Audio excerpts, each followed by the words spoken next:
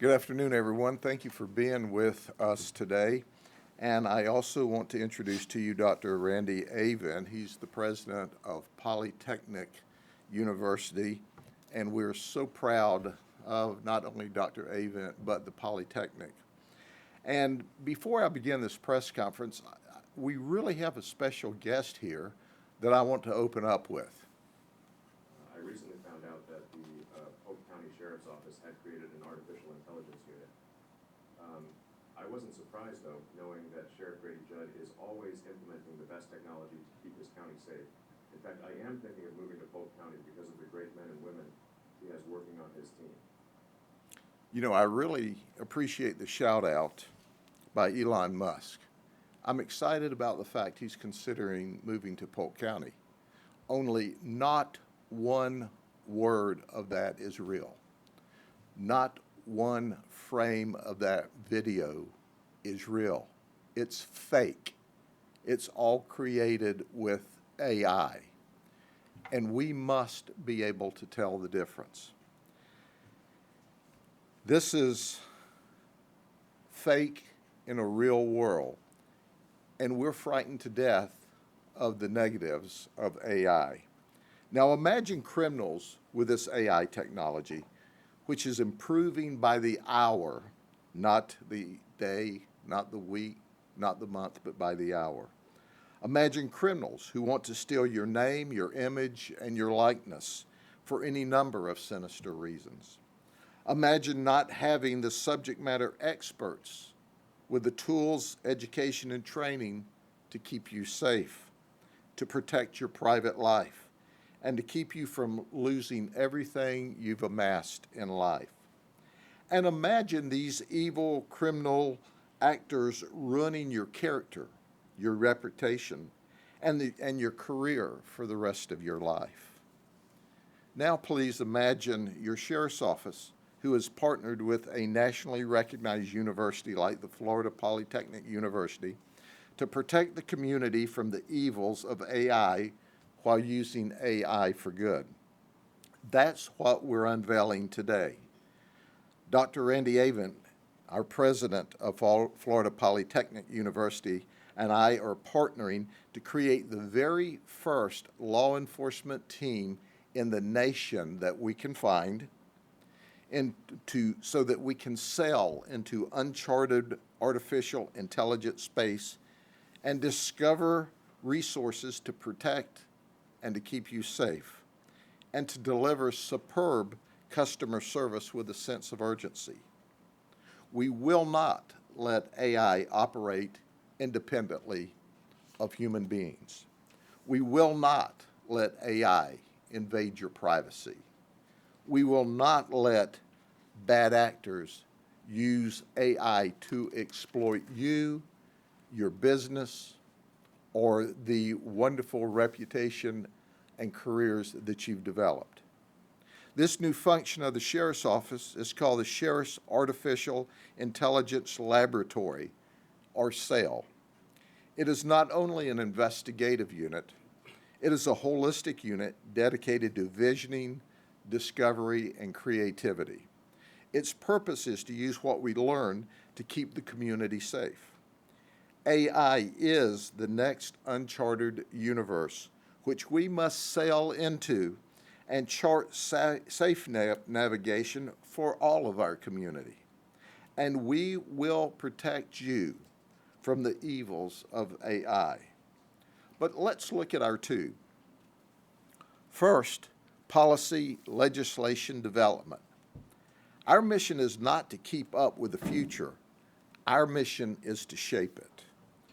We're going to craft solutions with next generation intellects from Florida Polytechnic University. We're going to compose and propose legislation and policy to protect the community from new crimes that AI certainly will create if left unchallenged. We're going to partner with community subject matter experts. And second is going to be our planning, research, and education function. The bad guys are going to use AI, and they're going to use it to steal and to commit crimes. We need to be prepared to not only respond, but more importantly, to prevent this victimization from ever occurring in the first place.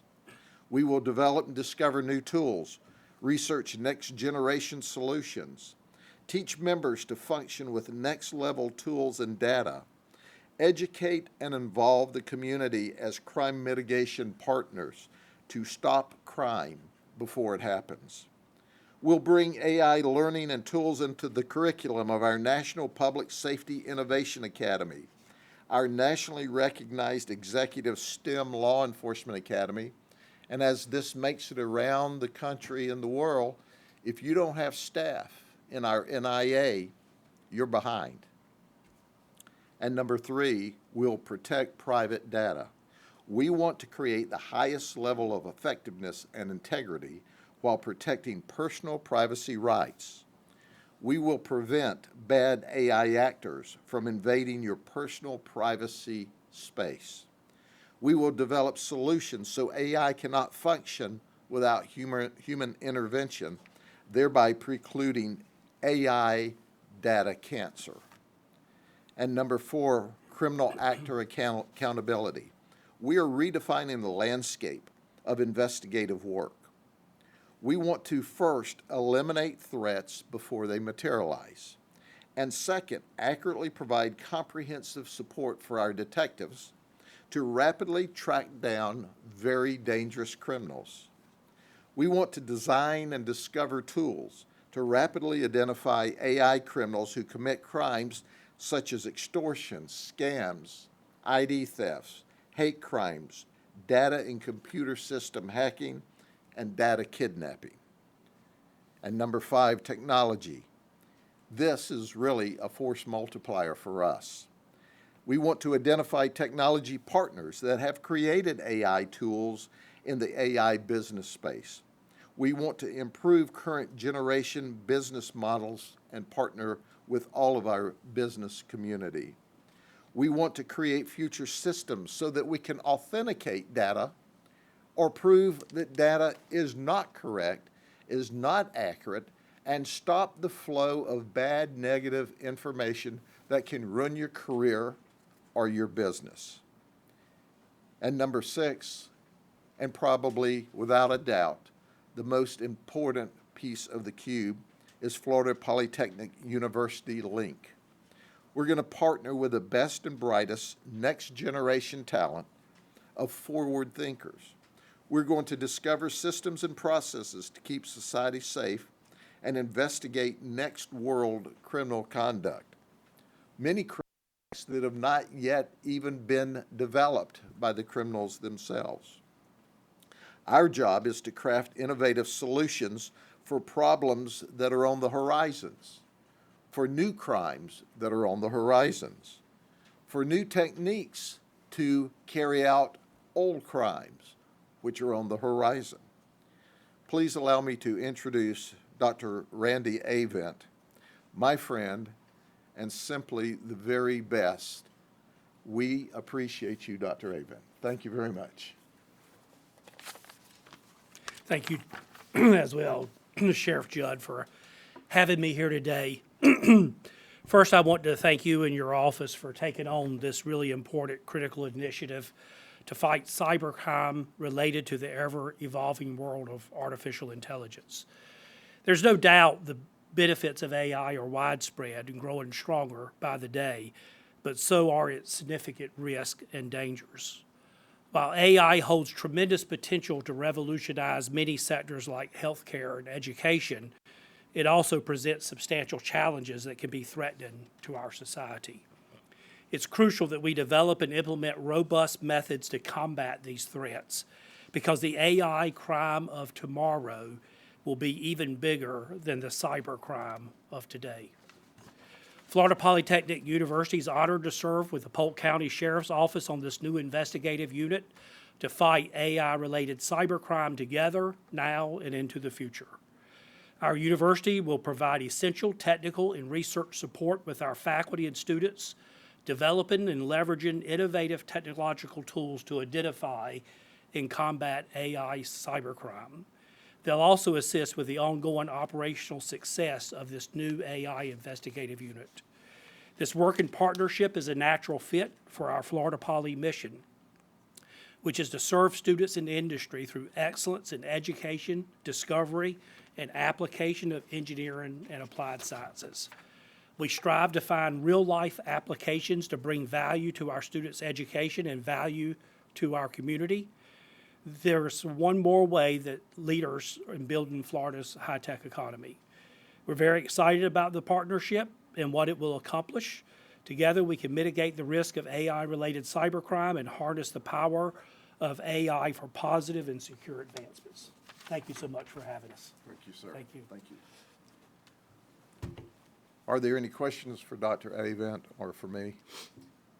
Sheriff, when it comes to, preventing crimes or even maybe sniffing them out, helping with investigations, we've started to hear about incidents with, child pornography, sexually explicit images, stuff like that, that were AI generated. Could this unit help in terms of those investigations? Not only could, that's going to be one of the core missions of this unit, because we've already discovered AI-generated child porn where they've taken children's faces from books, from people's social media, and superimposed that face on an image to make it look as if it was that child that was the victim.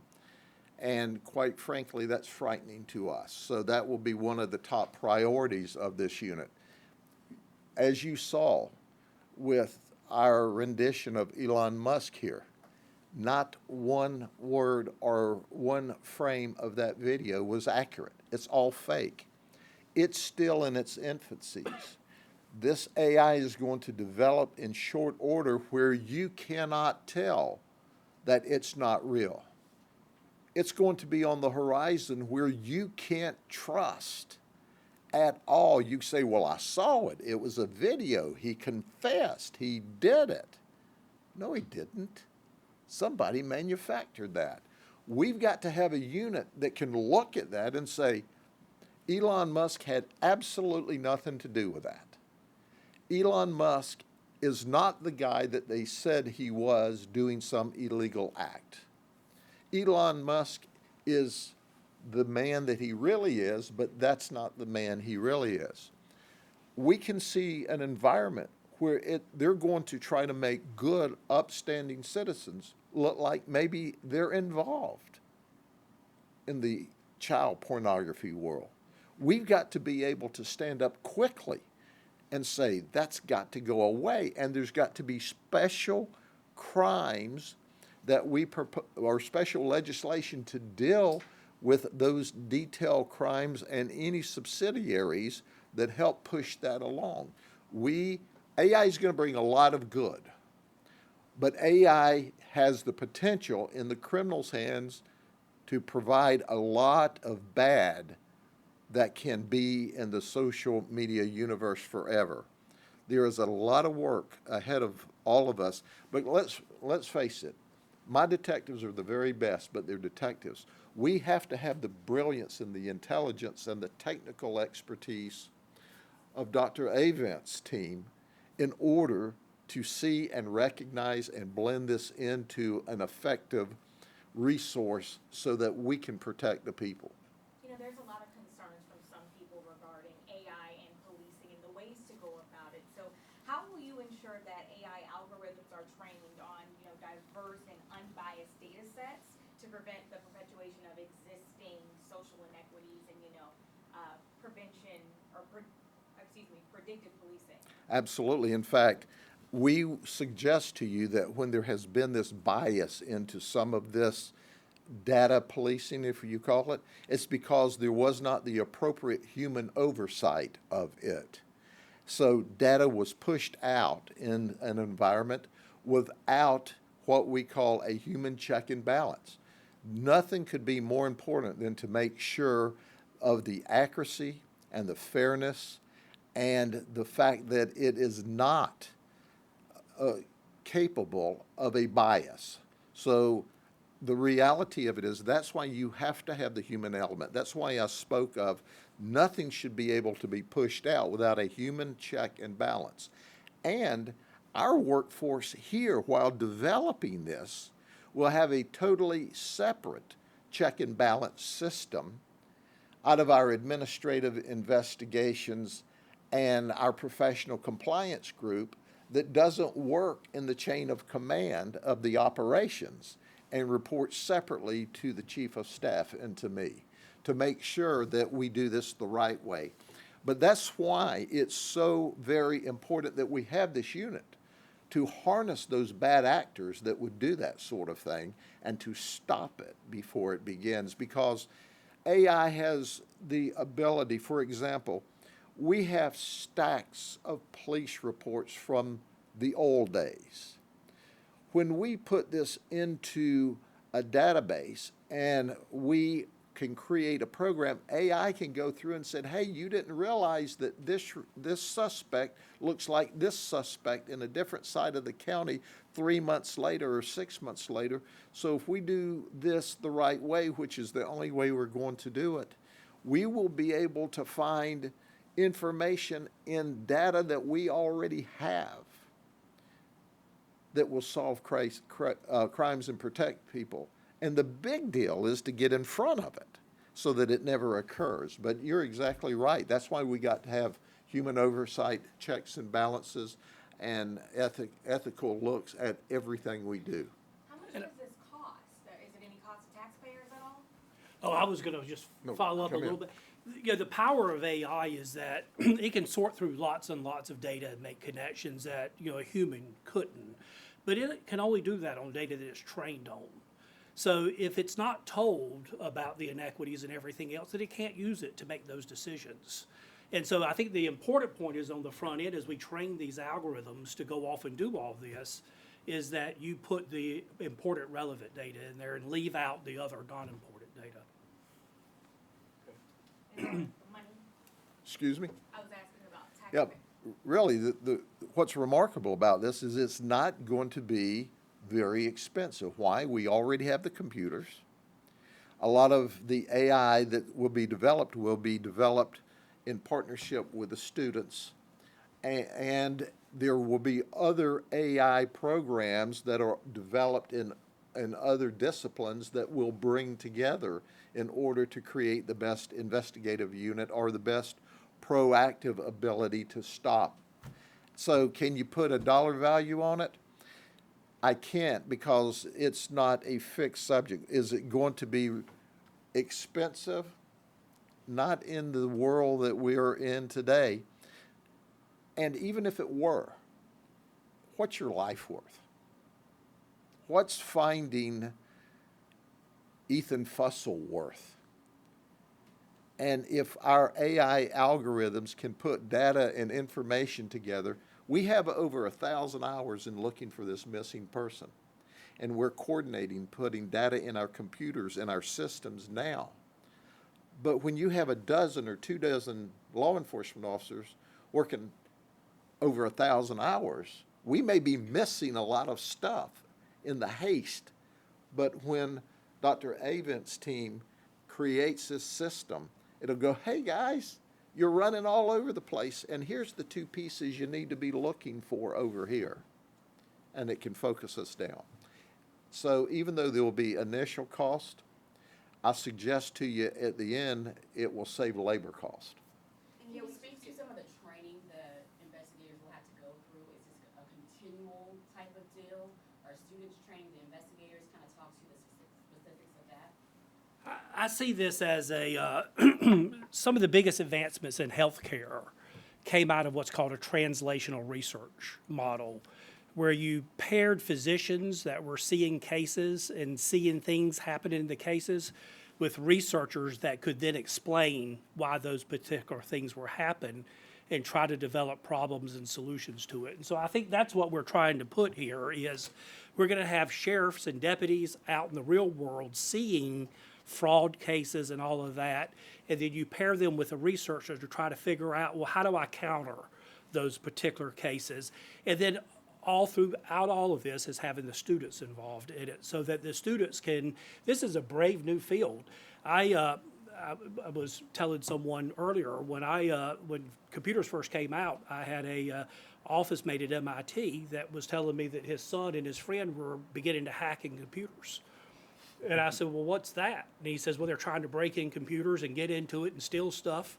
And I'd never heard of it, but look at it what it is today, and AI is going to be that same thing. So part of what we're trying to do as part of this is also train the students and give the students real world problems, because this technology is going to be around for a while, and the students are going to have to learn about it, just like we all had to learn about how to use computers. So has the sheriff's office already begun receiving calls of maybe AI threats? We have always received calls of AI, not AI threats, but computer online threats. AI is going to be a tool to identify them. Isn't it going to be great if you're actively being defrauded or attempted to be defrauded online? If there's a way that you can pick up your cell phone, call in, and we give you a code that locks into that other person who happens to be in Great Britain or Europe or Asia, where now we can't find or trace them at all. So we don't know, as we sell into this new horizon and this new AI space, what all we're going to find. But what we're going to do is make sure that it's done legally and ethically and done in a manner to protect the victim and to stop victimization.